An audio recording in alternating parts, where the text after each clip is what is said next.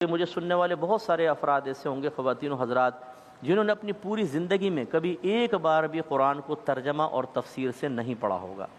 یہ کس قدر عجیب و غریب بات ہے۔ امام غزالی رحمۃ اللہ علیہ فرماتے ہیں کہ ہمیں سمجھانے کے لیے کہ ایک بادشاہ نے اپنے ایک غلام کو ایک لیٹر بھیجا، خط بھیجا، اور اس میں 10-20 احکام تھے، اور کہا جیسے لیٹر ملے فوراً ان کو پورا کرو۔ خط مل گیا، اب وہ پڑھتا نہیں ہے، اس کو چومتا ہے، آنکھوں سے لگاتا ہے، اس کی خوشبو سونگھتا ہے، اس پہ عطر وغیرہ ڈالتا ہے، ریشم کے کپڑے میں لپیٹ کے اوپر رکھ دیتا ہے، اور جب بھی بس دل چاہتا ہے اتارتا ہے، چومتا ہے، آنکھوں سے لگاتا ہے، پھر اس کو اوپر رکھ دیتا ہے، یعنی تعظیم بہت کرتا ہے۔ کچھ عرصے بعد بادشاہ اس کو اپنے دربار میں بلاتا ہے اور پوچھتا ہے کہ کیا تم نے وہ احکام پورے کیے تھے؟ تو جواب میں کہتا ہے کہ حضور وہ تو پڑھا ہی نہیں میں نے، لیکن میں اس کو چومتا رہا، آنکھوں سے لگاتا رہا، میں نے اس پہ عطر لگایا، ریشم کے کپڑے میں لپیٹا، اوپر رکھا، بہت تعظیم کی۔ تو وہ فرماتے ہیں بتائیے بادشاہ اس کو انعام دے گا یا سزا دے گا؟ یقینی سی بات ہے سزا دے گا، کیونکہ جس مقصد کے لیے لیٹر نازل کیا گیا، اس کو دیا گیا کہ آپ ان احکام پر عمل کریں، وہ اس نے پورے نہیں کیے۔ یہی ہمارے ساتھ ہو رہا ہے، جس مقصد کے لیے قرآن نازل کیا گیا وہ مقصود ہم پورا نہیں کرتے تو قرآن کا ایک بہت بڑا حق زائل کر رہے ہیں۔ اس لیے میں گزارش کرتا ہوں اپنے گھروں میں یہ رواج ڈالیں، روزانہ 2 آیات ترجمہ اور ایک اچھی تفسیر کے ساتھ۔ خزائن العرفان آپ تفسیر لے لیں، بہت پیاری تفسیر ہے، نعیم الدین مراد آبادی صاحب رحمۃ اللہ علیہ کی۔ اپنے گھر میں 2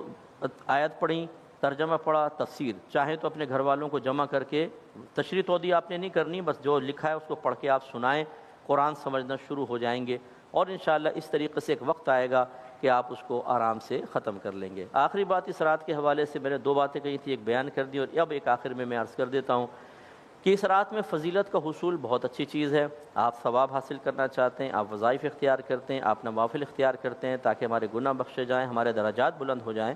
لیکن خدا را ایک نظر ان چیزوں پہ بھی ڈال لیں کہ جو ہم اس رات میں یا ایسی ہی راتوں میں ہمارے لیے مغفرت کے دروازوں کو بند کر دیتی ہیں۔ وہ کیا ہے؟ مسلمانوں سے کینہ رکھنا، بغض رکھنا، اپنے ماں باپ کی نافرمانی کرنا، بعض اوقات حقوق العباد کی تلفی اتنی زیادہ گناہ جاریہ بن رہی ہوتی ہے کہ انسان ان راتوں میں بھی مغفرت کے دروازے اپنے لیے کھول نہیں پاتا، اس لیے اپنے گناہوں پر بھی نگاہ رکھنی چاہیے۔ ماں باپ کو ہم نے ناراض کیا ہو، شوہر بیوی پہ ظلم کر رہا ہے، بیوی شوہر کے ساتھ بدتمیزیاں کر رہی ہیں، اولاد اپنے ماں باپ کو ناراض کر رہی ہے، ہم نے لوگوں کے پیسہ دبایا ہوا ہے، مال دبایا ہوا ہے، اور ہم ایسی رات میں بیٹھے مسجد میں اذکار کر رہے ہیں، ذکر الہی، نوافل پڑھ رہے ہیں، قضائے عمری ادا کر رہے ہیں، تو یہ سعادت ضرور تھی، لیکن یہ جو وبال ہے یہ ہو سکتا ہے کہ ہمارے لیے مغفرت کے دروازوں کو بند کر دے، لہذا کامل توبہ کی ضرورت ہے۔ ابھی انشاءاللہ غالباً ایک اشعار پڑھے جائیں گے، توبہ قبول ہو، ہمارا بچہ پڑھے گا، وہ بہت ہی اچھا بچہ ہے۔ تو یہ کب پڑھنا بہتر ہوگا کہ جب آپ پہلے توبہ کر چکے ہوں گے، کیونکہ اس میں وہ بہت اچھے انداز سے پڑھیں گے اور ہمارے دل میں رقت پیدا ہوتی ہے، ہم اللہ سے گزارش کر رہے ہوتے ہیں اللہ تعالیٰ ہماری توبہ قبول کر لے، تو قبول تو تب ہوگی جب ہم پہلے توبہ کریں گے۔ اس لیے یہ رات صلاۃ التوبہ بھی کہیں تو اس کو یہ لیلۃ التوبہ کہیں تو بھیجا نہیں ہوگا کہ اس رات میں ہم اپنے سابقہ گناہوں کو یاد کریں، کتنوں کو مارا ہے، کتنوں کی دل آزاری کی ہے، کتنوں سے بدتمیزیاں کی ہیں، کتنوں کے مال دبا کر بیٹھے ہیں۔ ارادہ کریں کہ اللہ تعالیٰ آئندہ میں گناہ نہیں کروں گا، جن کے حقوق مجھ پر ہیں میں فوراً سے پیشتر ان کو ادا کرنے کی کوشش کروں گا۔ اس رات تو میری بخشش و مغفرت فرما دے اور مجھے استقامت عطا فرما کہ قرآن کے تقاضے کے مطابق میں لوگوں کے حق ادا کر کے اپنے آپ کو دنیا میں بالکل صاف ستھرا کر کے اللہ کی بارگاہ میں پہنچوں، کیونکہ عمر فاروق رضی اللہ تعالیٰ عنہ فرمایا کرتے تھے کہ اے لوگو، اس سے پہلے کہ تم اللہ تعالیٰ کی بارگاہ میں پہنچو اپنا حساب و کتاب دنیا میں ہی کر لو۔ اور مولا علی کرم اللہ وجہ الکریم کے اس قول کے ساتھ اپنے بیان کو ختم کرتا ہوں۔ آپ نے ارشاد فرمایا دنیا کے سارے لوگ سو رہے ہیں، یہ جاگیں گے اس وقت جب ان کو موت آئے گی،